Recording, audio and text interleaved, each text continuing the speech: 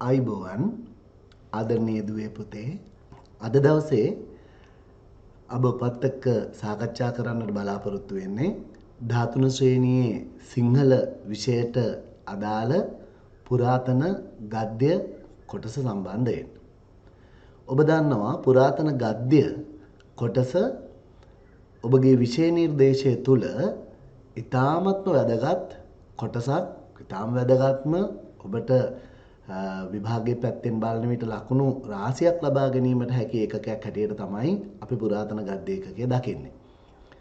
ඔබගේ ඊටාම තීරණාත්මක සම්දිස්ථානයක් වන උසස් පෙළ විභාගයේදී ඉහළ සාමාර්ථයක් ලබා ගැනීමට අපිට ඊටාමත්ම වැදගත් වෙන ඒ කොටසක් තමයි මේ පුරාතන ගද්‍ය කොටස. මේ තුලින් අපි බලාපොරොත්තු වෙන විශේෂයෙන්ම ඔබගේ වර්ධනය කිරීමට බලාපොරොත්තු වෙන නිපුණතාව ජාතක කතා පරිශීලනය කිරීමෙන් එහෙම නැත්නම් මේ පුරාතන ගද්‍ය කෘති පරිශීලනය කිරීමෙන් ඔබ ලබාගත් ජීවිත පරිඥානය ඔබ ජීවිතයට කොයිතරම් හොඳින් මේක භාවිත කරනවද කියන එක වර්ධනය කිරීම අපේ මූලික අපේක්ෂාවක්.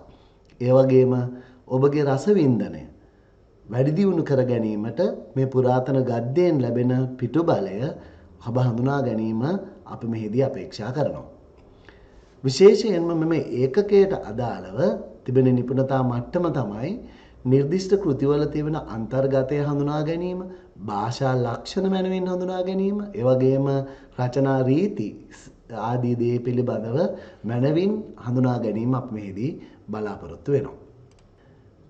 මෙම ඒකකයට අදාළ අරමුණු හැටියට අපි අරමුණු ලෙස එසේ නැතහොත් අප මෙම පාඩම අවසානයේදී ඔබගෙන් අපේක්ෂා කරන දැනුම හැටියට බලාපොරොත්තු වෙන්නේ විශේෂයෙන්ම නිර්දිෂ්ට පුරාතන ගද්‍ය පාඨවල තේමාව සන්දර්භය හඳුනා ගැනීම, ඒ වගේම ගද්‍ය පාඨවල තිබෙන අවස්ථා සම්බන්ධය දැක්වීම, ඒ වගේම අර්ථ පැහැදිලි කිරීම සහ විචාර රසවින්දන ලිවීමට ඔබේ තියෙන හැකියාව වර්ධනය කිරීම මෙහිදී අපි බලාපොරොත්තු වෙනවා.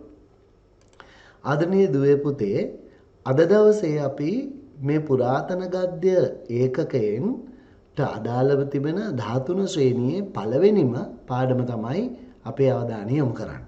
මම ඔබට ආරාධනා කරනවා මේ කෙටි කාල වේලාව තුළ ඔබ හොඳින් අවධානය යොමු කරමින් අප සමග රැඳී සිටියහොත් ඔබට විභාගයේදී අනිවාර්යයෙන්ම ලබා ගැනීමට හැකි ඔබගේ හැකියාවන් ටිකක් දියුණු කර ගැනීමට හොඳ මඟ පෙන්වීමක් මෙම පාඩම තුලින් අපි ඔබට ලබා දීමට.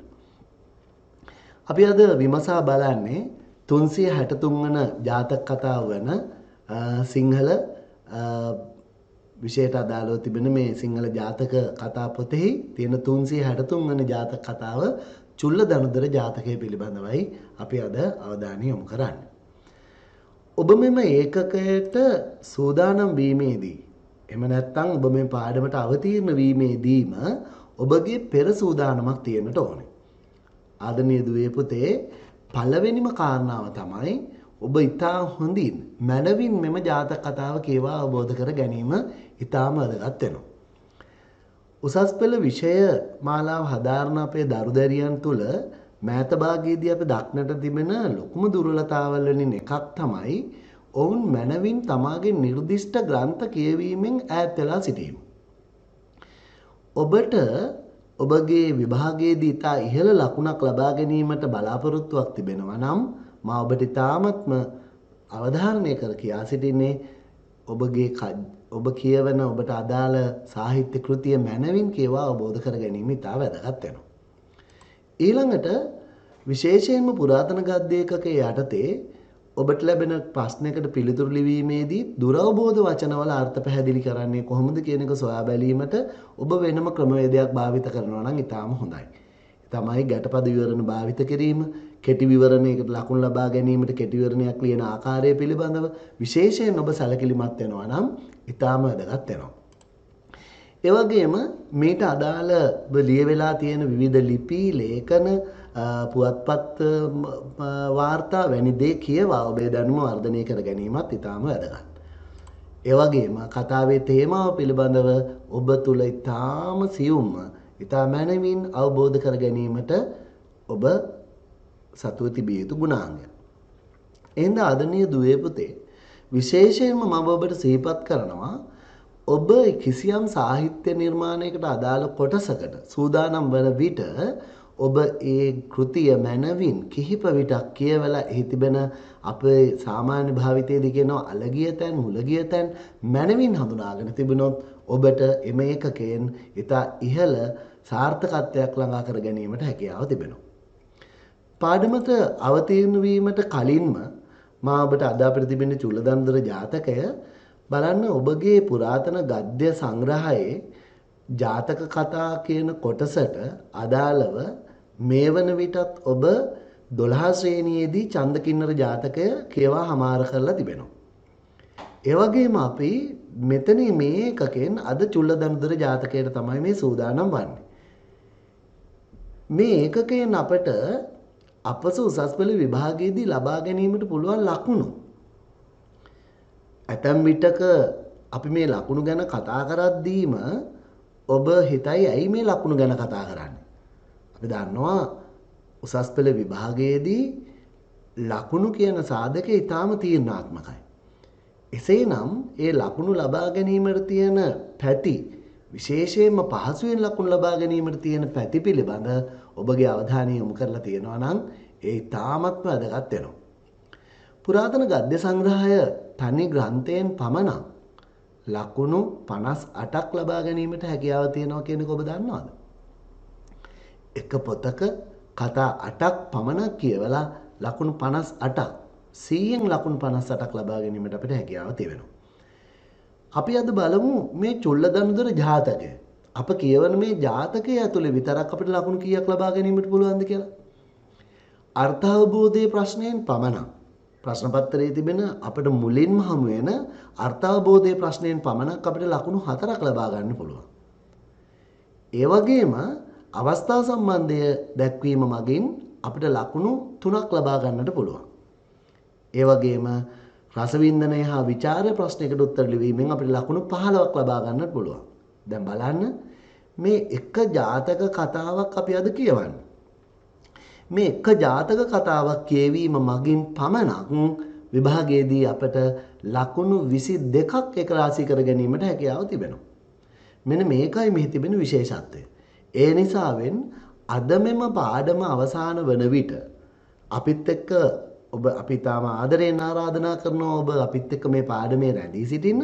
හැබැයි මේ පාඩම අවසානයේ ඔබ හොඳින් රැඳී සිටියොත් ඔබට හැකියාව ලැබෙනවා මෙම ලකුණු 22ම ලබා ගැනීමට ඔබට හැකියාව තිබෙනවද කියලා සොයා බලන්නට අපිට පුළුවන්. දැන් අපි බලමු චුල්ලදනුද්දර ජාතකය ඇතුළත් වෙලා තිබෙන්නේ 550 ජාතක පොතේ. ඔබ දන්නවා 550 ජාතක පොතෙහි ඇතුළත් මම කිව්වා කීවෙනි ජාතක කතාවද කියලා චුල්ලදනුද්දර ජාතකය. මේ චුල්ලදනුද්දර ජාතකය අපිට ඇතුළත් වෙනකොට 550 ජාතක පොතෙහි 550 ජාතක පොත සඳහා මූලාශ්‍ර ග්‍රන්ථය වන්නේ කුමක්ද? ඔව්බහරි පාලි ජාතකට්ඨ කතාව. මේ පාලි ජාතකට්ඨ කතාවෙන් තමයි 550 ජාතක පොත සිංහල 550 ජාතක පොත බිහි වෙන්නේ. නමුත් දුවේ පුතේ ඔබ මෙතනදී ඉතා හොඳින් අවධානය යොමු කරන්න පාලි ජාතකට්ඨ කතාවේ සන්දර්භය සහ සිංහල ජාතක කතාවක සන්දර්භය පිළිබඳවත් ඔබ අවබෝධයක් ලබා තිබීම වැදගත් වෙනවා. පාලි ජාතකට්ඨ කතාවට ඇතුළත් වෙලා තිබෙන ජාතක කතාවක සන්දර්භයෙහි අවස්ථා පහක් අපිට දක්නට ලැබෙනවා. ඒ අවස්ථා පහ තමයි පච්චුප්පන්න වත්තු, ඒ වගේම අතීත වත්තු. පච්චුප්පන්න වත්තු කියලා කියන්නේ වර්තමාන කතාව. අතීත වත්තු කියලා කියන්නේ අතීත කතාව. සැබෑම ජාතක කතාවක් නෙමෙයි අතීත කතාව. ඒ වගේම ජාතක ගාථාවක් තිබෙනවා. ඒ වගේම මේ ජාතක ගාථාවේ තිබෙන තේරුම පැහැදිලි කිරීම සඳහා අපි ව්‍යාකරණ කොටසක් කියලා කොටසක් වෙනම ඇතුළත් වෙලා තිබෙනවා. අවසාන කොටස හැටියට සමෝදානය තිබෙනවා. දැන් බලන්න සිංහල ජාතක කතාවක් අරගෙන බලනකොට අපිට සිංහල ජාතක කතාවක දක්නට ලැබෙන්නේ එහි සන්දර්භයෙහි අවස්ථාවන් තුනයි. ඒ අවස්ථාවන් තුන තමයි පළවෙනි එක වර්තමාන කතාව, දෙවෙනි එක අතීත කතාව සහ තුන්වෙනි එක සමෝධානය. අපි බලමු සොයා බලමු දැන් අපිට නිර්දිෂ්ට අද දවසේ අපි කතා කරන්න බලාපොරොත්තු වෙන්නේ චුල්ලදනුදර ජාතකය. ඒ චුල්ලදනුදර ජාතකයේ මෙම අවස්ථාවන් කොහොමද තියෙන්නේ කියන එක අපි සොයා බලන්නට ඕනේ. අපි මුලින්ම බලුවොත් චුල්ලදනුදර ජාතකයේ වර්තමාන කතාව කුමක්ද කියලා. වර්තමාන කතාව. ඔබ ජාතක කතාව හොඳින් කියවා බලන්න. ඇතම් ජාතක කතාවල අපට හමු වෙනවා වර්තමාන කතාව ඉතා දීර්ඝ කොටසක් හැටියට. උදාහරණයක් හැටියට ගත්තොත් ඔබ 12 ශ්‍රේණියේදී කියවූ චන්දකින්නර ජාතකයේ එහි වර්තමාන කතාව ඉතා දීර්ඝ කතාවක්. නමුත් අපි චුල්ලදනුදර ජාතක කතාව ගත්තාම චුල්ලදනුදර ජාතක කතාවේ වර්තමාන කතාව ඉතාම කෙටි. එහි තිබෙන්නේ ඔබට තිරේ දිස්වන මෙන්න මේ කුඩා කොටස. එක්තරා භික්ෂුන් වහන්සේ කෙනෙක් ස්ත්‍රියක් කෙරෙහි ලෝභයක් ඇති කරගෙන ඒ ස්ත්‍රිය කෙරෙහි ඇති කරගන්නා වූ ඒ ආශාව කර්ණ කොටගෙන භික්ෂුන් වහන්සේ කලකිරීමෙන් වාසය කරනවා. අනිකුත් භික්ෂුන් වහන්සේලා මේ බව බුදුරජාණන් වහන්සේට වාර්තා කරාට පස්සේ බුදුරජාණන් වහන්සේ මේ භික්ෂුන් වහන්සේ මෙතනට කැඳවලා එයාගෙන් ප්‍රශ්න කරනවා ඔයා මෙහෙම දෙයකින් ඉන්නවා මෙහෙම කලකිරිලා ඉන්නවා කියන එක ඇත්තද කියලා. ඒ කිව්වට අවස්ථාවේදී බුදුරජාණන් වහන්සේ දේශනා කරනවා බුදුරජාණන් වහන්සේට මේ භික්ෂුව පිළිතුරු දෙනවා ඔව් එහෙම කලකිරීමක් තියෙනවා කියලා. එවිට බුදුරජාණන් වහන්සේ දේශනා කරනවා දැන් විතරක් නෙමෙයි ඔයා මේ ස්ත්‍රී ලෝලීත්වය නිසා මේ විදිහට විනාශයටපත් උනේ. ඔබ මීට ඉහතාත්ම භාවයන් නිදීත් මෙහෙම හිටියා කියලා කියනවා. මේක කිව්වට පස්සේ අනිත් භික්ෂුන් වහන්සේලාගේ ආරාධනයක් තියෙනවා. බුදුරජාණන් වහන්සේ මේ මොකක්ද මේ සිද්ධිය කියලා අහපුවාන් පස්සේ අන්නේ ආරාධිත වූ බුදුරජාණන් වහන්සේ චුල්ලදනුදර ජාතකය දේශනා කර වදාරනවා. එතකොට චුල්ලදනුදර ජාතකය ආදරණීය දුවේ පුතේ විශේෂයෙන්ම මෙතනදී මතක තියාගන්න මේ ජාතක කතාව ඉතාම කෙටි.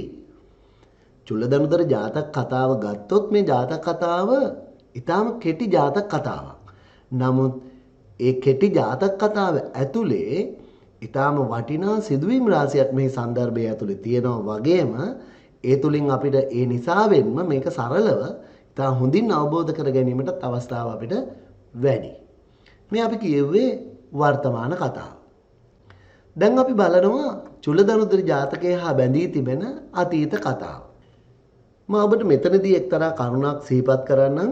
ජාතක කතාවක අන්තර්ගතයේදී සැබෑම ජාතක කතාව බවට පත්වන්නේ මේ ජාතක කතාවේ තියෙන මෙන්න මේ අතීත කතාව. අතීත කතාව ගත්තාම ඔබ දන්නවා මේ වන විටත් ඔබේ මතකයේ ඇති එක්තරා බ්‍රාහ්මණ පුත්‍රයෙක් දිසාපාමොක් ආචාර්යවරයා ගාවට ගිහිල්ලා ශිල්ප ඉගෙන ගන්නවා. මේ ශිල්ප ඉගෙන ගන්න බ්‍රාහ්මණයා මේ බ්‍රාහ්මණ පුත්‍රයා ඊටාම හොඳින් ශිල්ප ඉගෙන ගැනීම නිසාවෙන් ගුරුකුලයේ තිබිච්ච දිසාපාමොක් ගුරුකුලයේ තිබිච්ච එක්තරා සිරිතකට අනුව ජ්‍යෙෂ්ඨ දියණිය විවාහ කර දෙනවා මේ හොඳම ශිෂ්‍යයාට.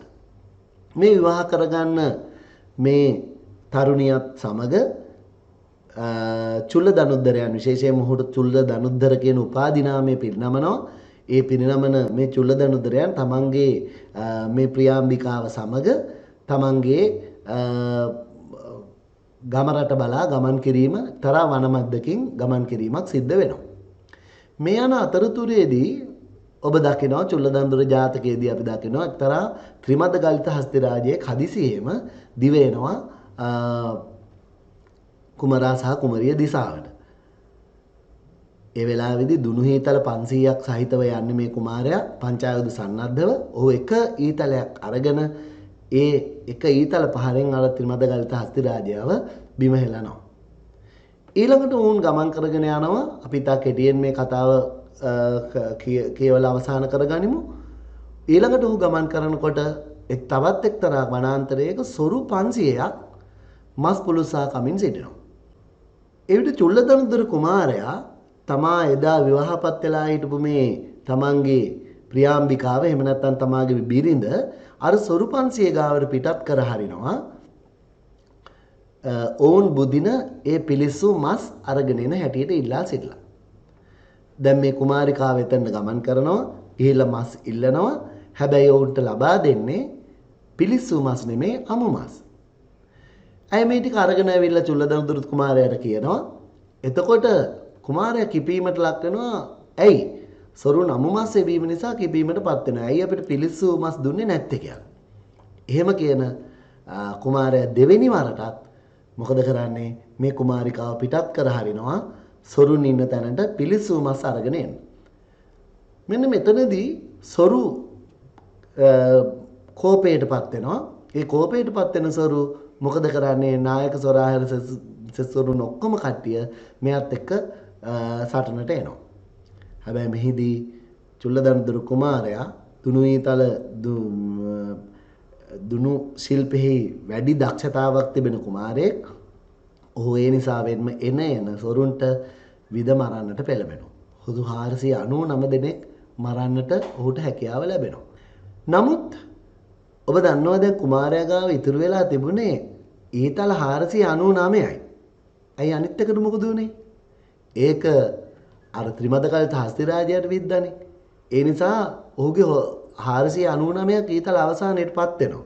මෙන්න මේ අවසානයේදී සොර දෙටුවා එහෙම නැත්නම් සොර නායකයා සංගවිලා පැත්තකට වෙලා ඉඳලා ඊතල ඉවරුණාට පස්සේ ඇවිල්ලා කුමාරයාත් එක්ක සටනට එළඹෙනවා. හැබැයි සටනේදී ජයග්‍රහණය ලබා ගන්නේ කුමාරයා. ඔහු සොර දෙටුවා පරාජයටපත් කරලා ඔහුව මරා දැමීමට කුමරියගෙන් කඩුව ඉල්ලා සිටිනවා. මෙතනදී මොකද වෙන්නේ? කුමරිය කඩුමිට සොරාගේ පැත්තට සොරාට දෙන අතර කඩුවේ කොපුව ලබා දෙනවා කාටද? කුමාරයා අතට. සොරා මොකද කරන්නේ? කඩුව අරගත්ත වහාම මේ කුමාරයාව ඝාතනයට ලක් කරනවා.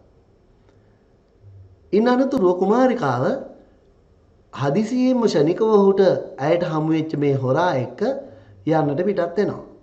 හැබැයි මේ දෙන්න ගඟක් සමීපයට එනවා. මේ ගඟ සමීපයට ඇවිල්ලා නතර වෙනකොට මේ ගඟ සමීපයේදී ඇය මෙම හොරත් සමග ගමන් කරන්න සූදානම් දෙද්දී හොරා කල්පනා කරනවා මේ තැනැත්තිය චපල තැනැත්තියක්. මේ තැනැත්තිය තමන්ගේ කලින් සිට පිසවාකයා තමන්ගේ ස්වාමි පුරුෂයා දිගු කාලයක් එකට හිටපු ස්වාමි පුරුෂයා එක දවසේ දැකපු මං හින්දා පාවා දුන්නා. එහෙම නැත්නම් ඇය ඝාතනය කරන්නට පෙළඹුණා.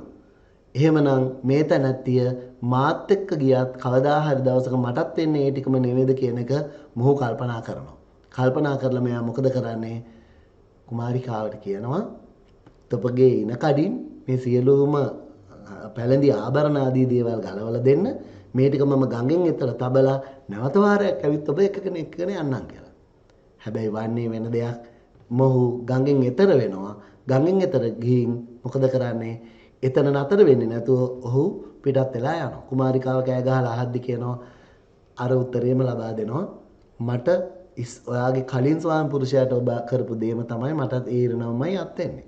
එහෙනම් මේ සොරා ගිය වෙලාවේ කුමාරිකාව ඇත්තෙන්ම කියනවා නම් ඇය ගඟ සමීපයේ රැඳී සිටින්නේ තමාගේ ඉන කඩවත් නැතිව. මොකද ජාතක කතාවේ කියවෙන හැටියට ඇගේ සියලු ආභරණ ඇය ගලවා ඔතා දෙන්නේ ඇය ඇඳ සිටි මේ ඉන කඩෙහි එහෙම නැත්නම් තමන් ඇඳගෙන හිටපු රෙදි කඩෙහි. සොරා නික්ම ගියාට පස්සේ කුමාරිකාව තනි වෙනවා. ඇය ගංවෙරළ සමීපයේ ඉඳගෙන අඬමින් ඉන්නවා. මේ කාරණාව දකිනවා සක්‍රදේවේන්ද්‍රයාගේ ඇසට මේ යොමු වෙනවා. සක්‍රදේවේන්ද්‍රයා මොකද කරන්නේ? මාතලි දිව්‍ය පුත්‍රයා සහ පංචසික කියන දෙදෙනාමත් අරගෙන මේ ස්ථානයට පැමිණෙනවා. මේ පැමිණෙන ඇවිත් ඔබ දක්නවා අවමානයට ලක් කරන ආකාරය. එතනදී අවමානයේ කුමාරිකාවට කිසියම් භූමිකා රංගනයක ආදී ආකාරයෙන් රංගනයක් පෙන්නනවා. සක්‍රදේවේන්ද්‍රයා මස් කැබැල්ලක් නරියෙකුගේ වෙස්සේ කණහිලගේ වෙස්සේ මවාගෙන මත්සේ කටින් මස් කැබැල්ලක් මාංශ කැටියක් කටින් දාගෙන මෙම ගංවෙරළ දිගේ ගමන් කරනවා. ඒ වෙලාවේදී හදිසියේ මාළුවෙක් දියෙන් ගොඩට පනිනවා. මේ කැනහිලා මොකද කරන්නේ? තමාගේ කටේ තිබෙන මාංශ කැටිය පැත්තකට විසි කරලා දාලා මාළුව අල්ලා ගැනීමට මොකද කරන්නේ? දුවගෙන යනවා. නමුත් මාළුවා ආපහු සැරයක් දියට පයින්නවා. ඒ වෙලාවේදී අහසේ පියාසර කරමින් සිටි උකුස්සෙක් පැමිණ මාංශ කැටියත් අරගෙන යනවා. දැන් මේ සිංහලයාට හෙවත් මේ කැනහිලාට සිදුවෙන්නේ කුමක්ද? ඔහුට අල්ලපුවත්තක් නැහැ, පය ගහපුවත්තක් නැත් තත්යකටපත් වෙනවා. තමන්ගේ කටේ තිබිච්ච මාංශ කැටියක් නැහැ, අල්ලගන්නට ගිය මාළුවක් නැහැ. දෙකම අහිමි වෙන භාවයකටපත් වෙලා මෙම කැනහිලා මේ විදිහට බලාමින් ඉන්නකොට මේ සිදුවීම බලාගෙන සිටිනවා ගම් යුරේ හිටපු අර තැනැත්තිය කුමාරිකාව. මේ කුමාරිකාව මහත් කොට සිනාසෙනවා. සිනාසෙනකොට තමයි සක්‍රය නරියෙකුගේ වෙස්සේ ගත්ත සක්‍රය අහන්නේ ඇයි ආ hina වෙන්නේ? ඒ කියනකොට එයා කියනවා මේ විච්ච සිදුවීම දැකලා hina වුණේ කියලා. නමුත් ඇත්තටම ඇය අනුන්ට hina වුණාට ඒ වෙන විට ඇයටත් සිද්ධ වෙලා තිබුණේ මේ වගේ දෙයක්. මේ පිළිබඳව හඳුන්වලා දීලා මේ පිළිබඳ කරුණු කාරණා පැහැදිලි කරලා දීලා සක්‍ර දේවේන්ද්‍රයා පතිවෘත්තා ධර්මයේ මහිමය ඇයට පැහැදිලි කරලා දීලා අවවාද කරලා දෙව්ලොවට නික්ම යාම තමයි මේ කතාවේ අපිට දක්නට ලැබෙන්නේ. එතකොට මෙම කතා වස්තුවේ අපි ජාතක කතාව හැටියට දකින කොටස හෙවත් අතීත කතාව හැටියට දකින කොටස වෙන්නේ මේ අපි සාකච්ඡා කළ කොටස. දැන් අපි ඊළඟට විමසා බලනවා චුල්ලදනුදර ජාතකයේ ඇතුළත් සමෝධානය. ඔබ දැන් වර්තමාන කතාව දැක්කා. ඊළඟට අපි දැක්කා මෙහි තිබෙන අතීත කතා වස්තුව. දැන් අපි ඊළඟට සමෝධානය. සමෝධානය කියලා කියන්නේ ඇත්තටම දරුවනේ මේ අත්ව හොඳින් අවබෝධ කරගන්න පූර්වාපර සංදි ගැලපීම. එහෙම නැත්නම් කතාවේ තිබෙන චරිතයි වර්තමාන චරිතයි අතීත චරිතයයි අතර ගැලපීමක් තමයි මෙතෙන්දි සිද්ධ කරන්නේ. ඒකෙදි චුල්ලදනුද්දර බවට පත් වෙලා තිබෙන්නේ ඒ ආත්ම භාවයේදී මේ අද උකටිලි වෙලා ඉන්න භික්ෂුව. ඒ ආත්ම භාවයේදී ස්ත්‍රී බවට පත් වෙලා ඉන්නේ මේ ආත්ම භාවයේදී මේ හම්බෙච්ච ස්ත්‍රියමයි. හැබැයි ඒ ආත්ම භාවයේදී සක්‍ර දේවේන්ද්‍රයා වෙලා ඇවිල්ලා මේ කරුණු කාරණා පැහැදිලි කරලා දෙන්නේ දැන් බුදු වෙලා සිටින බුදුරජාණන් වහන්සේ බව මේ කතාවේදී අපිට දක්නට ලැබෙනවා. එහෙනම් මේක තමයි සමෝධානය කිරීම. ඔබ හොඳින් අවබෝධ කරගන්න කුමක්ද සමෝධානය කරනවා කියන්නේ. අතීත චරිත සහ වර්තමාන චරිත පිළිබඳව තිබෙන ගැළපීම පූර්වාපර සංදි ගැළපීම කියලාත් ඔබට මේ දැනගන්න ලැබෙනවා. මෙන්න මේ කාරණාව තමයි මෙහිදී සිද්ධ වෙන්නේ. එහෙනම් අපි මුලින්ම ඔබට කළගත යුතු කාරණාව තමයි චුල්ලදනුදර ජාතකය මනවින් කියවලා එහි තියෙන වර්තමාන කතාව, එහි තියෙන අතීත කතාව සහ සමෝධානය ඔබ මනවින් අවබෝධ කරගන්න. දැන් ඔබ එක පියවරක් අවසానයි. මේ පියවර ඔබ හොඳින් අවබෝධ කරගෙන තිබුණොත් ඔන්න දැන් අපිට පුළුවන් අපේ ඊළඟ පියවරට යොමු වන්නට. දැන් අපි ඊළඟට බලන්නේ චුල්ලදනුදර ජාතකය විමසීමට ලක් කිරීමයි අපි මෙතෙන්දී දැන් සොයා බලන්නේ. අපි මුලින්ම මේ කතාවේ තේමාව සොයා බලමු. මම මේ ਵਿਚාරයට ලක් කිරීම එහෙම නැත්නම් විමසීම කියන කාරණේට යොමුවක් දීම ඔබට විශේෂිත කාරණාවක් දැනුම් දෙන්නම්. අපිට කිසියම් සාහිත්‍ය නිර්මාණයක අන්තර්ගතයේ ਵਿਚාරයට ලක් කිරීමේදී රසවින්දනයට ලක් කිරීමේදී කිසියම් නිශ්චිත මතිමතාන්තර ටිකක් අපිට පහළ කරන්නට බෑ. එක සාහිත්‍ය නිර්මාණයක් එක විචාරකයෙක් දකින විදිහට නෙමෙයි තවත් විචාරකයෙක් දකින්නේ. එහෙම හැකියාවක් තිබෙනවා. ආදරණීය දුවේ පුතේ මා ඔබට ආරාධනා කරන්නේ මේ ජාතක කතාව පිළිබඳව ඔබ විමසීමට ලක් කිරීමේදී, ਵਿਚාරයට ලක් කිරීමේදී, රසවින්දනයට ලක් කිරීමේදී ඔබගේම මානයකට අනුව ඔබට වැටහෙන පැතිකඩකට අනුව ඒ කිරීම ඉතාමත්ම වැදගත් වෙනවා. නමුත් ඔබ මනසින් නිර්මාණය කර ගැනීමට බලාපොරොත්තු වෙන එහෙම නැත්නම් ඔබ යොමු වෙන ඔබගේ ਵਿਚාරයට මඟ පෙන්වීමක් කිරීමට අපිට මේ වැඩසටහනේදී හැකියාව තිබෙනවා. දැන් මුලින්ම අපි විමසා බලමු චුල්ලදනුදර ජාතකයේ කැපී පෙනෙන අරමුණ මොකක්ද කියලා. ඇත්තනම ගත්තොත් මෙම ජාතක කතාවේ මූලික අරමුණ බවට පත් වෙලා තියෙනවා ස්ත්‍රීන්ගේ දුර්ගුණ ඉස්මතු කිරීම. සැබවින්ම ගත්තොත් ඔබට 12 ශ්‍රේණියේදී හමු වුණු ඡන්දකින්නර ජාතකය මේ ඡන්දකින්නර ජාතකය සම්පූර්ණයෙන්ම මෙම ජාතක කතාවට වඩා සම්පූර්ණයෙන්ම වෙනස්. මොකද එම ජාතක කතාවේදී අපි දකින්නේ 550 ජාතක පොතේම අපිට හම්බ වෙන්නේ සමහර විට ස්ත්‍රියගේ සුගුණ දැක්වීමේ ස්ත්‍රියගේ තියෙන ගුණ විශේෂයන් ඉස්මතු කිරීමේ ජාතක කතා ඉතාම අල්පයක්. සම්බුලා ජාතකය, ඡන්දකින්නර ජාතකය වගේ ජාතකවල තමයි අපිට ස්ත්‍රිය ඉතාම ඉහළ මට්ටමකට ගෙන එන ජාතක හැටියට අපිට දක්නට ලැබෙන්නේ.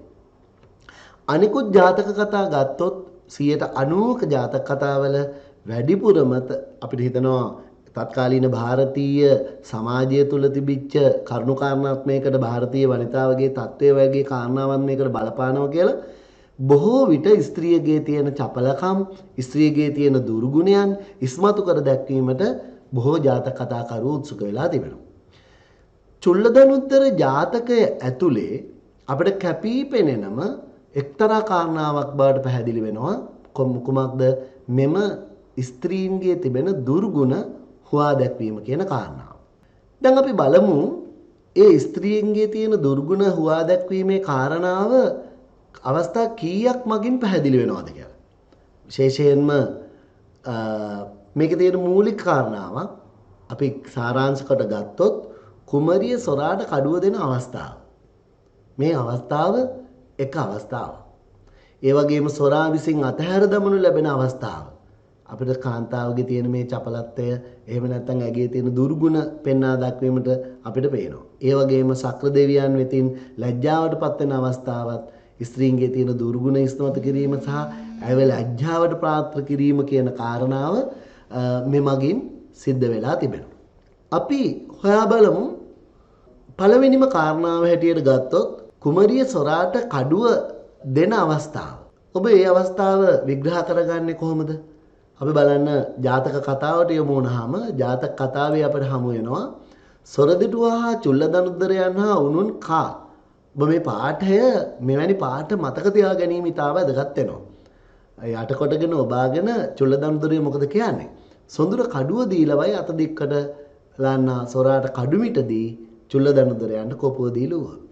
මෙන්න කාන්තාවගේ තියෙන චපලත්වය ඉස්මතු කිරීමට මේක එක අවස්ථාවක් අටගෙන තියෙනවා චුල්ලදනුද්දර ජාතකයේ ඇතුළේදී. අපි ඊළඟට බලන්න මෙතනදී ඔබට පේනවා මේ ස්ත්‍රියට නිගා කිරීම එහෙම නැත්නම් ස්ත්‍රියගේ තියෙන ස්ත්‍රිය ලැජ්ජාවටපත් කිරීම කියන කාරණාව. සොරා විසින් අතහැර දමන ලබන අවස්ථාව ගත්තයන් පස්සේ මේ මෙතනදී සිද්ධ වෙන්නේ සොරාට ගෙන් බලාපොරොත්තු වෙන්නේ කුමාරිකාව වෙනත් දෙයක්. සැබවින්ම කුමරා සහ සොරා අතර ඇතිවෙච්ච මෙම සටනේදී කුමාරිකාව සොරා බේරගත්තා. ඇයි මේ සොරා බේරගත්තේ? එතකොට මේ සොරා බේරගත්ත කාරණාව බැලූ බැලමටම අපිට හිතෙනවා සොරෙක් වගේ කෙනෙක් කොයි විදිහට හිතයිද කියලා. නමුත් ඔවුන් අතර ඇති වෙන්නේ මෙන්න මේ වගේ දෙබස් ටිකක්. සොඳුර තොප ඉන තිබූ ඉන කඩින් තොප පලන්න ආභරණ ගලවා බැඳ දීලන්න. එතර තබා අවුත් තොප කැඳවාගෙන යමි කියලා තමයි ඔහු කියන්නේ. හැබැයි එහෙම කියලා ඔහු ගඟෙන් එතරට ගිහිල්ලා යන්න යනවා. එවිට කුමාරිකාව අහන ප්‍රශ්නය මොකක්ද? ඇයි ස්වාමි පුත්‍රයාණනි මාහැර නික්මුණ නියාද? ඇයි යන්නේ? ඇයි මාව දාලා යන්නේ කියලා. එතකොට ඔහුගේ පිළිතුර වෙනවා තොපගේ පරණ සමනන්ට කළ දෑ දුටු කල මට තමාම වේද?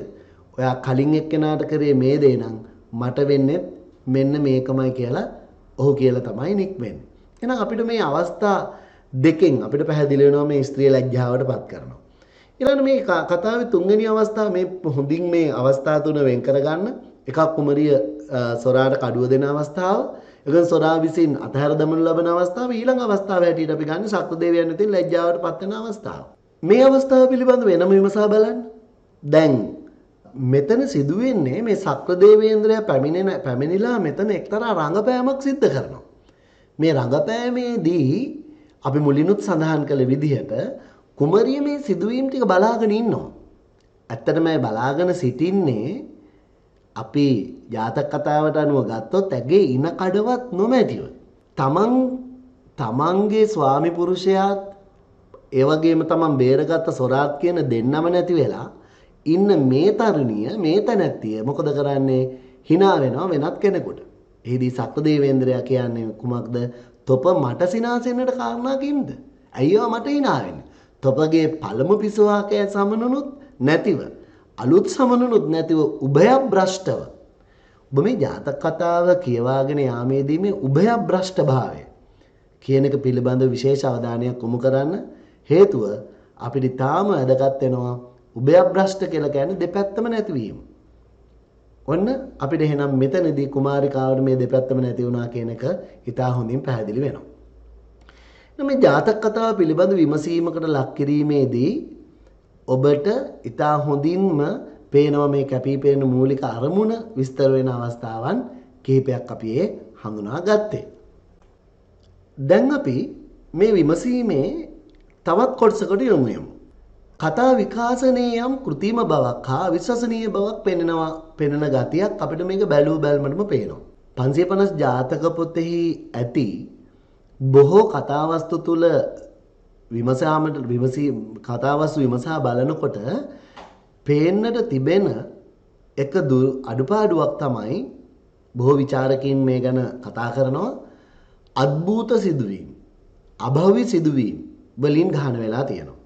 ඒ වගේම අවිශ්වසනීය සිදුවීම් පාඨකයාට ඒ සිදුවීම එහෙම සිදු වෙන්න පුළුවන්ද කියලා හිතන්නට තියෙන සිදුවීම් අපිට හමු වෙනවා. චුල්ලදනුදුර ජාතකය ඇතුළෙත් අපිට ඒ වගේ සිදුවීම් අහන්නට ප්‍රශ්න කරන්නට තියෙන අවස්ථාවන් කීපයක් තියෙනවා. දැන් මේ කතාවට ත්‍රිමද ගලිත හස්තිරාජයෙකු ගෙනාවේ ඇයි? ඔබ දකිනවා චුල්ලදනුදුර ජාතකයේ චුල්ලදනුදුර කුමාරයා සහ මේ කුමාරිකාව වනයේ මැද්දෙන් ගමන් කරනකොට හදිසියෙම ත්‍රිමද ගලිත හස්තිරාජයෙක් පැමිණෙනවා. ඒක අපිට ජාතක කතාවේ සඳහන් වෙලා තියෙනවා. බිරිඳ කැඳවාගෙන මේ මාවතක යනකොට මොකද කරන්නේ? භයංකර වූ ත්‍රිමද ගලිත හස්තිරාජයෙක් තමයි මේ නිකන් එක්කෙනෙක් නෙමෙයි මේ එන්නේ. මෙයාගේ ඉස්සරහට එනවා.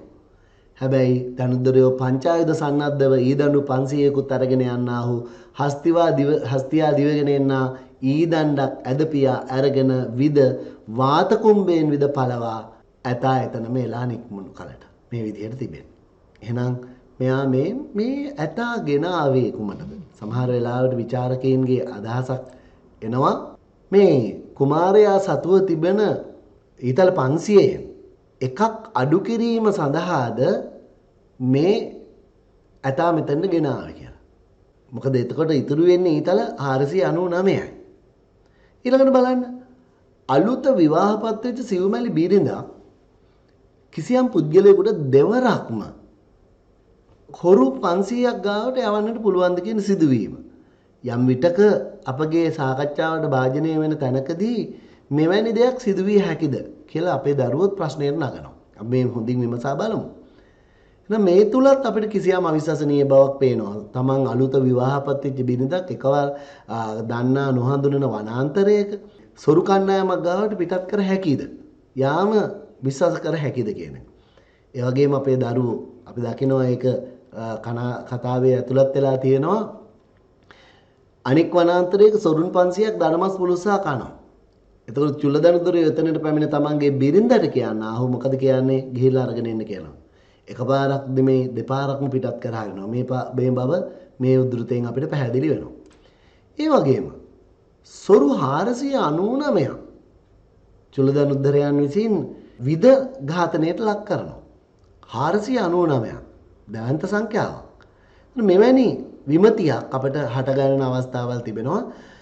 මා ඔබට ඒ එක්කම තවත් පැත්තකින් මේ දැකීමටත් අපිට සංකේතාත්මකව මේ නිරූපණය කළාදෝ එක පැත්තකින් අවිශ්වාසයක් අපිට ගොඩනගෙනවා මේ හස්තිරාජයාගෙන ආව මොකටද කියලා. නමුත් අපිට මේ තුල සාධනීය ගුණයක් දකින්නටත් හැකියාව තිබෙනවා. මේ චුල්ලදනුද්දර ජාතකයේ අවසානයේදී චුල්ලදනුද්දර කියන උපාධි නාමය හිමි කරගත්ත ධනු ශිල්පයේ විශේෂයෙන්ම පාරප්‍රාප්ත වෙච්ච මේ තැනැත්තා සොරෙක් ඉදිරියේ ඝාතනයට ලක් වෙනවා. ජාතක කතා කරුවා සංකේතයක් මගින් මේ මරණය නිරූපණය කරන්නට මේ ත්‍රිමද ගලිත හස්තිරාජයා යොදාගත්තා දෝ කියලා ඔබට හිතන්නටත් ඔන්න ඔබට හිතන්නට අවස්ථාවක් අපි ඉතුරු කරලා තියෙනවා මෙතනදී. ඊළඟට දෙවෙනි අවස්ථාව අපි තවත් විදියකින් හිතලා බලද්දී ඇයි මේ සිව්මැලි බිරිඳක් පිටත් කළ හැරි අපි ඒ ගැන වෙනම මම නැවතත් සාකච්ඡා කරනවා. ඔබට මෙහෙම අලුත් වටයකින් හිතන්නටත් අපිට මේක ඉඩ කඩකුත් ඕනනම් ඉතුරු වෙලා තිබෙනවා. ඒ වගේම තමයි හොරු 499ක් ඝාතනය කරන්න තරම් චුල්ලදනුදුර කුමාරයා ශක්ති සම්පන්න වුණාද? සමහර විට ඔහු ශක්ති සම්පන්න කෙනෙක් නිසා එය කර ගැනීමට හැකියාව තිබුණාද කියලා අපිට හිතන්නත් ඉඩ කඩ තියෙනවා. අපි කතා කරේ චුල්ලදනුදුර ජාතකය තවමානයකින් විමසා බැලීමක් පිළිබඳව තමයි ඔබත් සමග අපි මේ සාකච්ඡා කළේ.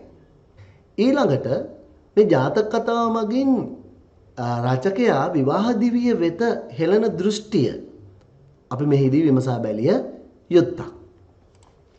දැන් බලන්න ආදරණීය දරුවනේ විශේෂයෙන්ම විවාහ ජීවිතය කියන කාරණාව. ඒ විවාහ ජීවිතයකදී සැමියා සහ බිරිඳ අතර පවත්නා අන්‍යෝන්‍ය අවබෝධය ඔවුන්ගේ පෞල් ජීවිතය සාර්ථක කර ගැනීමට ලබා දෙන්නේ ඊටාම දැවැන්ත පිටුබලයක්. චුල්ලදනුදුර ජාතකයේ ඇතුළෙන් කියාපෑමට උත්සාහ කළ එක් සුවිශේෂී කාරණාවක් පෞල් ජීවිතයේ සාර්ථකත්වයට සැමියා සහ බිරිඳ කියන දෙදෙනා අතර පවත්නා වූ අන්‍යෝන්‍ය අවබෝධය ඊටාමත්ම වටිනවා කියන එක කියන්නට මේ අවස්ථාවේදී ජාතක කතාකරුවා උත්සාහ කරනවා කියන එක අපිට හිතන්නට පුළුවන් දෙයක්. දැන් බලන්න මොවුන් අතර අන්‍යෝන්‍ය අවබෝධයක් ඇත්තටම පැවතුනාද? චුල්ලදනුද්දර කුමාරයා හොඳින් තම කුමාරිකාව අවබෝධ කරගෙන සිටියාද? මේ කුමාරිකාව තමගේ සැමියාගේ සිතැඟියාවන් ආදී දේ මැනවින් අවබෝධ කරගෙන හිටියාද? එහෙම අවබෝධ කරගෙන හිටියානම් ඔවුන් අතර මෙබඳු විනාශයකට ඉඩකඩ සැලසෙන්නට හැකියාවක් තිබෙනවාද? කරන්න අපි පෞල් ජීවිතයේ කෙරෙහි ජාතක කතා කරුවා හෙළන්නේ තියුණු දෘෂ්ටියක්. මේ තුලින් අපිට චුල්ලදනුදුර ජාතකය තුලින් පැහැදිලි කරන්නට පුළුවන් සැමියා සහ බිරිඳ යන දෙදෙනාගේ තිබෙන අන්‍යෝන්‍ය අවබෝධය. චේෂ්ඨාවන්, සිතුම් පැතුම්, ඔහුගේ අවශ්‍යතාවන්, ඇයගේ අවශ්‍යතාවන් මේ දෙපාර්ශවය මනවින් අවබෝධ කරගෙන සිටීමේ තියෙන වටිනාකම මෙහිදී අපිට ඉතාමත්ම පැහැදිලි වෙන ප්‍රධාන කාරණාව. ඒ වගේම විශ්වාසය සහ ආදරයට හිමි තැන. දැන් චුල්ලදනුදුර කුමාරයා තමාගේ කුමාරිකාව මේ විවාහපත් කරගත්ත කුමාරිකාව නන්නාඳුනන වනාන්තරයක මස් පුලුස්සා කමින් සිටින සොරුන් 500ක් ළඟට පිටත් කර හරිනවා. බිරිඳ ස්වාමි පුරුෂයෙන්ගෙන් බලාපොරොත්තු වෙන ආරක්ෂාව, ඒ වගේම ආදරය, තමා පිළිබඳව තියෙන තමා විශ්වාස කිරීම, මේ මෙබඳු කාරණයක් මගින් මෙබඳු දේ දැවැන්ත ලෙස ඛණ්ඩණයට ලක්වීමක් සිද්ධ වෙනවා කියන එක අපිට පේන්නට තියෙන විශේෂිත කාරණාව. එහෙනම් විශ්වාසය සහ ආදරයට හිමි තැන පිළිබඳව විවාහ ජීවිතේ අපිට හිතන්නට මේ ජාතක කතාකරුවා මේ ජාතක කතාව තුළ පොළඹවනවා. සැමියා වූ බිරිඳ අධිපතිවාදී බවින් තොර විය යුතු බව කියන කාරණාව විශේෂයෙන්. දැන් මෙම ජාතක කතාවේ නම් අපිට පේන්නේ චුල්ලදනුද්දර කුමාරයා තුල පවත්නා අධිපතිවාදී ලක්ෂණය. විශේෂයෙන්ම ඔහු පුරුෂාධිපත්‍ය ලක්ෂණ තමයි පිළිඹු කරන්නේ. ඔහු දනුද්දර කියන උපාධි නාමය හිමි කරගෙන තියෙනවා. ඔහුට ලැබිලා තිබෙනවා ඔහුගේ දක්ෂතා හැකියාව වලින් ඔහු ඉහළට පැමිණලා තියෙනවා. දිසාපාමොක් ගුරුකුලයේ ඔහු තමයි ජ්‍යෙෂ්ඨතම ශිෂ්‍යයා, දක්ෂතම ශිෂ්‍යයා බවට පත් වෙලා තමන් තමයි දිසාපාමොක් අදුරුතුමාගේ දියණිය විවාහ කර ගැනීමට සුදුසුකම ලබන්නේ. ඔහුට තියෙන උපරිම හැකියාව. අපි ඒක ප්‍රායෝගිකව මේ කතාවේ ඔප්පු වෙනවා. හොරු 499 දෙනෙක් එක පැහැර විදින්නට එක දිගට විදලා මරන්නට තරම් ඔහුගේ හැකියාවක් තියෙනවා. වනාන්තරයේ තුල සිටින ත්‍රිමද ගලිත හස්ති රාජයෙක්ව එක හීතලයකින් විද ඝාතනය කිරීමට ඔහුට හැකියාව තියෙනවා. නමුත් මේ තුල අපිට පේන එක කාරණාවක් තියෙනවා. ඒ දැනුගත් තමන්ගේ අධිපතිවාදී බව, තමන්ගේ අධිපතිවාදී බව ඔහු ආභරණයක් කොට සැලකුවොත් ඒ විවාහ දිවියට ගැලපෙන්නේ නැහැ. අපි මේකේ ඊළඟ කාරණාවෙදිත් අපි පැහැදිලි කරනවා ඒ දෙයමයි තමන් පොතපතේ දැනුම වෙන්නට පුළුවන්, වෙනත් දක්ෂතා වෙන්නට පුළුවන්, පුද්ගලයෙක්ගේ සතුව තිබෙන දේ විවාහ ජීවිතය සාර්ථක කර ගැනීමට ගැලපෙන්නේ නැහැ. ස්වාමි පුරුෂයා අධිපතිවාදී ලක්ෂණ පුරුෂාධිපත්‍යයෙන් ඔබට යාමද තමන් දැඩි ලෙස හිස උදුම්වාගෙන එතනට ගියොත් ඒත් විනාශයක් ඇති වෙනවා.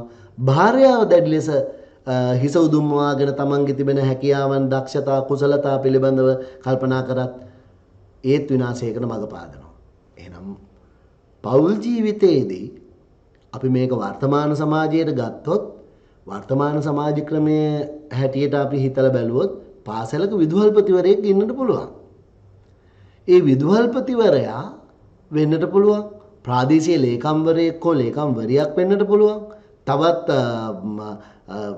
සුවිශේෂී ආයතනයක සිටින ඉහළ තානාන්තරයක් දන නිලධාරියෙක් හෝ නිලධාරිනියක් වෙන්නට පුළුවන්.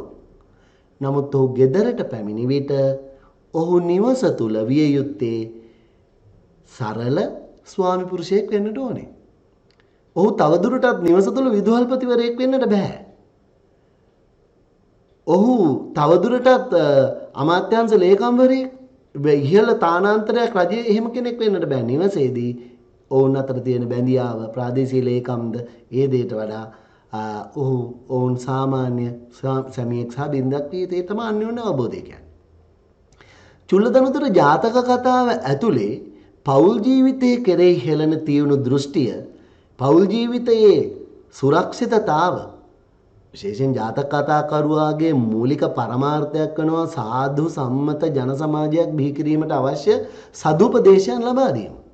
මේ ජාතක කතාවේ මේ ඇතුලේ අපට සුවිශේෂී කාරණාවක් හැටියට හඳුනා ගන්නට තියෙන එක කාරණාවක් තමයි මේ පෞල් ජීවිතයේ තියෙන පෞල් සමබරතාව ආරක්ෂා කර ගැනීම කියන කාරණාව. ඒ වගේම මෙම ජාතක කතාවේ ඇතුලේ තිබෙන මනෝවිද්‍යාත්මක ලක්ෂණත් අපි සොයා බලන්නට ඕනේ. ආදනීය දුවේ පුතේ විශේෂයෙන්ම මේ ජාතක කතා තුල ජාතක කතා කතුවරයා ජාතක කතා කරුවා සුවිශේෂී දක්ෂතා හිමි වෙලා තිබෙනවා. ඔහුගේ තියෙන මනෝවිද්‍යාත්මක ලක්ෂණ පිළිබිඹ කරන අවස්ථා. සමහර ජාතක කතාව බාරගෙන බැලුවොත් සම්බුලා ජාතකයේ වගේ ජාතකයක්, එහි තියෙන තනිකර අන්ධබෝධ ජාතකයේ වගේ ජාතකයක්, විශේෂයෙන්ම චුල්ලදනුතර ජාතකයේ ඇතුළත් අපිට කැපී පේනවා පුද්ගලයාගේ මනෝභාවයන් ක්‍රියාත්මක වෙන ආකාරය පිළිබඳව ප්‍රකට කරන තැන්. අපි හොයා බලමු කුමරා මස් ගෙන එනු පිණිස කුමරිය යවන්නේ ඇයි? මේ තුල තිබෙනවා මේ පුද්ගලයාගේ තිබෙන මනෝවිද්‍යාත්මක එක්තරා පැත්තක්. ඔහු පුරුෂාධිපත්‍යයෙන් උදම්මනනවා. ඔහු ලබාගෙන තියෙන නම්බුනාමයෙන් උපාධිනාමයෙන් ඔහු ඉහළට ගිහින් තියෙනවා. ඒ නිසා ඔහුට තමන්ගේ භාර්යාව අභිමුවෙහි තමන්ගේ භාර්යාවට තමාගේ ඔබගේ වචනයෙන් කියනවා නම් ඔබ සාමාන්‍ය ජීවිතයේ ඔබේ වචනයෙන් කියනවා නම් තමන්ගේ ලොකුකම පෙන්වීම. ඔහුට අවශ්‍යතාවක් තිබෙනවා තමා කොතරම් බලවතෙක්ද කියලා පෙන්වන අධිපතිවාදීව ඉඳගෙන ඔහු තමන්ගේ බිරිඳ පිටත් කර හරිනවා. මස් රැගෙන ඒමට සොරු 500ක් තියෙන සිටින තැනකට. මේ කාරණාවෙන් අපිට කැපී පෙනෙන්නේ මේ පුද්ගලයාගේ මනෝභාවයන් ක්‍රියාත්මක වෙන ආකාරය. ප්‍රති තියෙන මනෝවිද්‍යාත්මක தත්ත්වය තමයි ඔහුගේ තියෙන අධිපතිවාදීත්වය. එහෙම නැත්නම් ඔහු කැපී පෙනීමේ ආශාව, ඔහුගේ හීනමානයක් අපිට පෙන්වන්නට උත්සාහ කරනවා. ඔහු තුල තියෙනවා තමන්ගේ දැඩි බවක් පෙන්වීමට ඔහු තියෙන බලාපොරොත්තු එකදී පේනවා. දෙවෙනි කාරණාව කුමරිය කඩුව සොරාට දෙන්නේ ඇයි? අපිට එකපාරට බැලුමට මේ කුමාරිකාව තුල බරපතල වරදක් අපිට පේනවා. තමා විවාහ කරගෙන සිටිය තමාගේ ස්වාමි පුරුෂයා ඝාතනය කරන්නට ප්‍රතිවිරුද්ධ පාර්ශවයකට ඉඩකඩ සලසා දීමක් තමයි මෙතන පේන්නේ. නමුත් අපි හොයා බලමු මෙහි තියෙන මනෝවිද්‍යාත්මක පසුබිම. අපි හොයා බැලුවොත් ඇය මෙතනට එන්නට පෙළඹුණේ? මනස තුල ඇගේ ආදරය දිනා ගැනීමට හැකියාව ලැබිලා නැහැ චුල්ලදනුද්දර කුමාරයාට. ඇගේ මනස තුල හිමි තැන හිමි කර ගැනීමට චුල්ලදනුද්දර කුමාරයාට හිමි වෙලා නැහැ ඉඩකඩක්. ඔබ හිතා බලන්න. ඇය කලකිරීමට ලක් වෙන්න හේතුවක් වුණා. ඇය තුල යම් කලකිරීමක් තියෙනවා. එහෙම නැත්නම් ඇයට ප්‍රතික්ෂේප කරන්නට බැරි වෙනවා. ඔබ යන්න අර සොරුපන්සිය ගාවට ගිහිල්ලා පිළිස්සුව මස් ඉල්ලගෙන එන්නට කියලා තමන්ගේ ස්වාමි පුරුෂයා කියද්දී ඔව් ඇයට ප්‍රතික්ෂේප කරන්නට බැරි වෙනවා.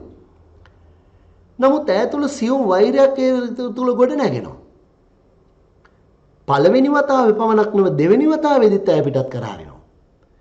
ඇගේ සිත තුල නලියන, ඇගේ සිත තුල කැළමෙන වෛරය මෝදු වෙනවා. එය පුපුරා යන අවස්ථාව තමයි සොරාට කඩුව දෙන අවස්ථාව. මේ විදිහට අපිට මේ කාරණාව විශ්ලේෂණය කරගන්න පුළුවන්. ඊළඟට බලන්න සොරා කුමරිය අතහැර දමන්නේ ඇයි? දැන් මේ වනාන්තරයේදී හිටපු මේ සොරෙක්ගෙන් අපිට ශිෂ්ටත්වයක් අපේක්ෂා කරන්නට බෑ.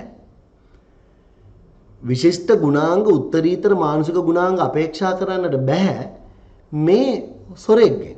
නමුත් මේ සොරා තුල අපිට පේන්නට තියෙන එක ලක්ෂණයක් තමයි මේ සොරා මොකද කරන්නේ? ඔහු තමන්ගේ මේ කුමාරිකාවගේ දුර්ගුණ දැකලා ඇය ප්‍රතික්ෂේප කරනවා. මදකට සිතා බලන්න. අවශ්‍ය නම් මේ සොරාට හැකියාව තිබුණා මේ කුමාරිකාව තමන්ට භුක්ති විඳලා ඇගේ තියෙන ප්‍රයෝජන අරගෙන මේ වනාන්තරය දමා පලා යන්න. නමුත් එතන තිබෙනවා මේ සොර දෙටුවේ ඔහු ජ්‍යෙෂ්ඨ සොර නායකයෙක්. නිකන් යම් කිසි කෙනෙක්ගේ ආදරය ලබා ගැනීමට නිකන් ලැබෙන දෙයකට ඔහු ඒ නිකන් ගැනීමට සූදානම් නැහැ. සමහර විට ඔහුගේ බලාපොරොත්තුවක් තිබුණේ නැහැ මේ කුමාරිකාව එක්ක මේ විදිහට සම්බන්ධතාවක් ඇති කර ගැනීම. ඔහු එය ප්‍රතික්ෂේප කළා දාන්නේ අන්න ඒ නිසා. මේ කාරණාවන් මම ඔබට ආරාධනා කරනවා සියුම් විශ්ලේෂණය කරන්න. අප මේ ඔබව හිතන්නට පොළඹවන මානෙන් තවත් ඔබට මේ හිතන්නට පුළුවන්. එහෙම හිතුවොත් ඔබට මේ කතාව ඇතුලේ තිබෙන තවත් සුවිශේෂී ගුණාංගයන් ලක්ෂණයන් ඉස්මතු කර ගැනීමට හැකියාව තිබෙනවා. අපි ඊළඟට යමු වෙලා බලමු චුල්ලදනුතර ජාතකය කතාව මගින් ඉස්මතු කරන ධර්මාවාද. ජාතක කතාව තුල ඉස්මතු කරන ධර්මාවාද සලකා බලද්දී ඔබ ඒ විදිහේ ගුණයක් සකසා ගන්න ඔබට ඉතාම වැදගත් වෙනවා මේ විදිහට මේ කතාව විශ්ලේෂණය කර ගැනීම. පතිවෘතා ධර්මයේ රැකීමේ වැදගත්කම විශේෂයෙන්ම කියවෙනවා. සක්‍ර දේවේන්ද්‍රය ඇවිල්ලා අවවාද ලබා දීමේදී කියන දේදී එක ඉස්මතු වෙලා පේනවා. ඒ වගේම මිනිසා තම ජීවිත කාලය පුරාවටම අනපේක්ෂිත ඉරණම් වලට මුහුණ දෙන බව මේ ජාතක කතාවේදී පෙන්눔 කරනවා. මේ කුමරියට මේ කුමාරයා සමග විවාහ වෙන්න සිද්ධ වෙන්නේ අනපේක්ෂිතව. මේ දෙදෙනා වනමැදින් යද්දී සොරුපන් 100ක් හමු වෙන්නේ අනපේක්ෂිතව. මොවුන් ඉදිරියට ත්‍රිමදකයත හස්තිරාජයෙක් එන්නේ අනපේක්ෂිතව. මොවුන් ඉදිරියට පැමිණෙන මේ සොරනායකින් සමග සටනට සිද්ධ වෙන්නේ අනපේක්ෂිතව. ඒ වගේම මේ කුමාරයාටත් කුමාරිකාවටත් මේ අනපේක්ෂිත හැමෝ අතරේ අනපේක්ෂිත මරණයකටපත් වෙන්නත් කුමාරයාට සිද්ධ වෙනවා. ඒ වගේම අනපේක්ෂිත අතහැර දැමීමකට ලක් වෙන්න කුමාරිකාවට සිද්ධ වෙනවා. එහෙනම් මිනිසා පරිසරයේ දාසයෙක්. මිනිසාට හැම විටම අනපේක්ෂිත දේවල් වලට Tamanට පාලනය කරන්නට බැරි දේවල් යටදී Taman අසරණ වෙන බව මේන් ඉස්මතු කරනවා. අන් අයට සමච්චල් කිරීම නොසුදුසු බවත් මේකෙදි කියා දෙන විශේෂිත කාරණාවක්. සමහර විට කුමාරිකාවගේ චරිතයෙන් අපිට මේ මනවින් කැපී පේනවා. අන් අයට සමච්චල් කරලා අන් අය පහත් කර සැලකීම එතරම් සුදුසු නොවන බව. තමා තුළ වැරදි රාශියක් තියාගෙන සිටින මිනිසුන් අනුන්ට hina වෙනවා. අපිට ඒක මේ කතාවේදීත් අපිට පේනවා මේ කුමාරිකාව තමන් ගාව වැරදි තියාගෙන තමයි සක්‍ර දේවේන්ද්‍රයට hina වෙන්නේ. නමුත් සක්‍ර දේවේන්ද්‍රයා කාරණාව පැහැදිලි කරලා දීපුවාම තමයි ඇයට ඒක මනවින් ඒත්තු ගන්නට හැකියාව ලැබෙන්නේ. එහෙනම් අපිට පේනවා අනුන්ට සමච්චල් කිරීම, අනුන්ට hina වෙනවා කියන කාරණාව ජීවිතේදී හොඳ නැති කාරණාවක් කියන එකත් මෙතනදී ඉස්මතු කරනවා. ඒ වගේම අපේ මේ සමාජයේ සමහර වෙලාවට දකින ස්ත්‍රීන් කෙරෙහි ලොල් වෙලා ඒ ස්ත්‍රීන්ට ගිහින් ස්ත්‍රී ලෝලීත්වයෙන් කටයුතු කරන පුරුෂයින්ට හොඳ පණිවිඩයක් මනුෂ්‍යත්වයේ පිළිබඳ උදාර ලක්ෂණයකුත් එක පැත්තකින් ගෙනහැර දක්වනවා ජාතක කතාකරුවා. විශේෂයෙන්ම මේ සොරනායකයා පෙළඹෙන්නේ නැහැ. සොරනායකයා කල්පනා කරනවා මේ Tamanට ඊතා නිදහසේ මේ වනාන්තරයේ Tamanට සරණ පාවා ගන්න, එහෙම නැත්නම් Tamanගේ කායික උමනාවන් ඉෂ්ට කර ගැනීමට මේ ස්ත්‍රිය සමග සිටීමට ඔහුට අවස්ථාව තිබියදී ඔහු කල්පනා කරනවා මේ වගේ කාන්තාවක් සමග මම එකට යන්නට ගියොත් මගේ ජීවිතයටත් විනාශයක් ඇඳවනවා. ඒ නිසා මම මේ අතහැර දැමිය යුතුයි. බලන්න, ඊටාම් වටිනා ධර්මාවාදයක් මෙතනිනුත් ඉස්මතු කර දක්වන්නේ. මම ඔබට ආරාධනා කරනවා මේ ධර්මාවාදයන් වෙනම වෙන් කරගෙන බලන්න. දැන් අපිට කතාවේ තියෙන කොටස් වෙනම ඒක රාශී කර ගැනීම මේ විදිහට වැදගත් වෙනවා. ඊළඟට මේ චරිත නිරූපණය ගත්තයන් පස්සේ ජාතක කතාවක අපේක්ෂාවක් බලාපොරොත්තුවක් වෙන්නේ නැහැ. චරිත නිරූපණය ඊට ඉහළ තලයකට පත් කිරීම. නමුත් මේ කුමරාගේ චරිතය නිරූපණය වෙන ආකාරය, කුමරියගේ චරිතය නිරූපණය වෙන ආකාරය, සොරදෙටුවාගේ චරිතය නිරූපණය කරලා දැක්වෙන ආකාරය ඊටාම සියුම් ලෙස විග්‍රහ කර ගැනීමට ඔබට පුළුවන් මේ අප කියපු කාරණාවන් ඇසුරෙන්. ඒ වගේම ඔබගේ විෂය නිර්දේශය ඇතුලේ චුල්ලදනුදර ජාතකය විශේෂයෙන් පහදා ගැනීම සඳහා අපිට ඉතාමත්ම හොඳ තෝතැන්නක් වෙනවා ජාතක කතාව මනමේ නාට්‍ය සමග සංසන්දනය කිරීමෙන්. මහාචාර්ය ඉදිරිවීර සරච්චන්ද්‍රයන් මනමේ නාට්‍ය තුල චුල්ලදනුදර ජාතකයේ බාහිරට පේන්නට තියෙන සන්දර්භය වෙනස් කරමින් එහි තියෙන ජාතක කතා කරුවාගේ පරමාර්ථයට වෙනස් පරමාර්ථයකට එය අලුත් මානයකින් හිතන්නට බලනවා. ඒක පාර්ශවීයව වැරදිකාරියක් වන දෝෂ දර්ශනයට ලක් වෙන කාන්තාව එම දෝෂ දර්ශනයෙන් මුදවාගෙන මේ කාගේ වැරද්දක්ද කියන දේ විවෘත ගැටලුවක් බවට පත් කරන්නට මහාචාර්ය දිරුවීර සරච්චන්ද්‍රයන් මනමේ නාට්‍ය තුලින් හැකියාව ලැබලා තියෙනවා. චුල්ලදනුදර ජාතකය රසවින්දනය කිරීමේදී මනමේ නාට්‍ය පිළිබඳව අවධානය යොමු කළා. එහි තියෙන්නේ අනේ ඒ විපත සිදු වුණේ නොදනිමි කාගේ දොසා. හැටියට මේ විවෘත ගැටලුවක් බවට පත් කරනවා. කුමාරිකාව අතින් ජාතක කතා කරුවා තරමක් සාහසික ලෙස කඩුව ප්‍රදානය කරනවා සොරදෙටුවා අතර. එහි අපිට හම් වෙන්නේ වනාන්තරයේදී හමු වෙන වැද්දෝ හැටියට තමයි සරච්චන්ද්‍රයන් මේ පරිවර්තනය කරගන්නේ. එහිදී කුමාරිකාව අතින් කඩුව ප්‍රදානය කරනවා වෙනුවට කුමාරිකාවගේ අතින් කඩුව උදුරා ගන්නවා කියලා හිතන්නට එහෙ සලස්සන්නට ජාතක ඉදිරිවීර සරච්චන්ද්‍රයන් හැකියාව ලබාගෙන තිබෙනවා. ඔහු පෙළඹිලා තිබෙනවා චුල්ලදනුදර ජාතකය ඇසුරෙන් මනමේ නාට්‍ය නිෂ්පාදනය කිරීමේදී. ඒ වගේම මෙන්න මේ ඇසුරෙන් ඔබට පුළුවන්කම තිබෙනවා අප දැන් විමසා බැලුවා මේ කතාව පුරාවටම කතාවේ අන්තර්ගතය කොහොමද හඳුනාගන්නේ? කතාවේ මුලැමැද අග සම්බන්ධතා කොහොමද හඳුනාගන්නේ කියන එක අපි සොයා බැලුවා. ඒ වගේම අපේ මෙම කතාවේදී අපිට දැන් ආරම්භය අවසානය දක්වා මේ කතාව ගලා යන ස්වරූපය පිළිබඳව අපි මන අවබෝධයක් ලබා ගත්තා. ඒ වගේම අපි මේ කතාව විශ්ලේෂණයට ලක් කිරීම පිළිබඳව විචාරයට ලක් කිරීම පිළිබඳව අපි දැන් මේකදී සොයා බැලුවා. එහිදී විවිධ මානයන් කිහිපයක් ඇත්තේ අපි මේකට උත්සුක වුණා. දැන් අපි ඊළඟට යමු යන්නේ ඔබට ඊටාම ගැළපෙන අභ්‍යාසයක් කිරීමට අවස්ථාව සලසා දීමට. අභ්‍යාසයක් කිරීමේදී මම ඔබට දරුදැරියනේ විශේෂයෙන්ම අර්ථාබෝධයේ ප්‍රශ්න වලට පිළිතුරු ලිවීමට ඔබ සකස් වෙලා තියෙන ක්‍රමය බැලුවොත් පළවෙනියටම තියෙන අවබෝධයේ ප්‍රශ්නයක්, දෙවෙනියක් තියෙන්නේ අවබෝධයේ ප්‍රශ්නයක් ඒ සංඛ්‍යාත්මක පිළිතුරක් ලැබෙන. ඒ වගේම ලිහිල්බසි ලිවීමක් සහ කෙටි විවරණ සැපීමක් හැටියට තමයි ඔබගේ අභ්‍යාස සකස් වෙලා තිබෙන්නේ. අර්ථාබෝධයේ ප්‍රශ්නයක් සෑදෙන ක්‍රමය සකස් වෙලා තියෙන ආකාරයයි අපි විමසා බැලුවේ. මෙම ඒකකයේ ඇසුරින් ප්‍රශ්න වලට පිළිතුරු සැපීමේදී විශේෂයෙන්ම අර්ථාවබෝධයේ ප්‍රශ්නයකට පිළිතුරු සපයන ආකාරය මේ තිබෙන එක අංගයක්. එහි ප්‍රධාන අවස්ථා 4ක් අපි වෙන් කරලා දක්වලා තිබෙනවා. ඒ අවස්ථා 4 පිළිබඳව ඔබගේ අවධානය යොමු කරන්න. ඒ වගේම චුල්ලදනුදර ජාතකය මේ තනි ජාතක කතාව ඇසුරින් ඔබට මේ අවබෝධ කර ගැනීමට කුඩා පොත්පිංචක් සකස් කර ගැනීම මගින් හැකියාව තියෙනවා. චුල්ලදනුදර ජාතකය ඇසුරින් පොත්පිංචක් නිර්මාණය කරගන්නේ කෙසේද? ආදරණීය දරුවනේ, ඔබගේ ප්‍රශ්න පත්‍රයේ තිබෙන කොටස්වලදී ඒ ප්‍රශ්න පත්‍රයේ ප්‍රශ්නය සකස් වෙන ආකාරයේ විවිධ අවස්ථාවන් ටිකක් තිබෙනවා. ඒකට ගැළපෙන්නට ඔබට නිවසේදී ඔබ විසින් සකස් කරගන්න ක්‍රමවේදයක් අනුගමනය කර හැකියි. විශේෂයෙන්ම හෙට අනිද්දා විභාගයට සූදානම් වෙන අපේ දරුවන්ට ටත් වඩා 12 ශ්‍රේණියේ දරුවෝ මේ වැඩසටහනට සහභාගී වෙනවා නම් ඔබට ඉතාමත් වැදගත් මෙවැනි අභ්‍යාසයක් පැවරුමක් සිදු කිරීම. මුලින්ම 550 ජාතක පොතේ මේ චුල්ලදම්දර ජාතකය 550 ජාතක පොත සහ චුල්ලදම්දර ජාතකය හැඳින්වීමේ ඡේදයක් ඇතුළත් කරන්න. ඊළඟට පළවෙනිම ප්‍රශ්නයේ හැටියට තියෙන අර්ථාවබෝධයේ ප්‍රශ්නය සකස් කරන්නේ කොහොමද කියන එක අපිට හදා ගැනීමට හැකියාව තිබෙනවා.